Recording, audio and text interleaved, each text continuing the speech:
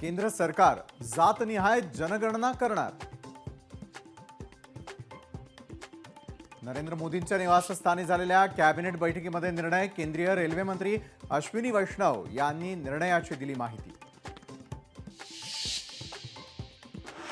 स्वातंत्र्यानंतर पहिलीच जातनिहाय जनगणना, देशाच्या हिताचे निर्णय घ्यायला धाडस लागतं, उपमुख्यमंत्री एकनाथ शिंदेंचं वक्तव्य। जातनिहाय जनगणनेचा निर्णय फसवा, जनतेच्या डोळ्यात धूळ फेकण्याचा प्रयत्न, प्रकाश आंबेडकरांची सरकारवर टीका।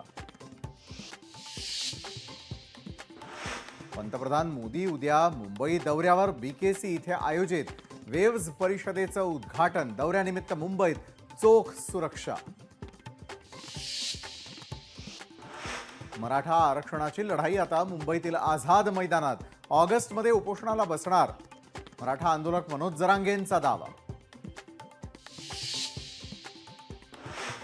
1 रुपयात विम्याची योजना अखेर गुंडाळली। आता यापूर्वीचीच पीक विमा योजना लागू करणार।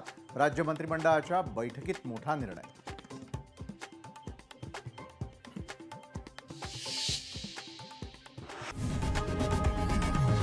लोकशाही मराठी ऐका, पहा, जागरूक रहा।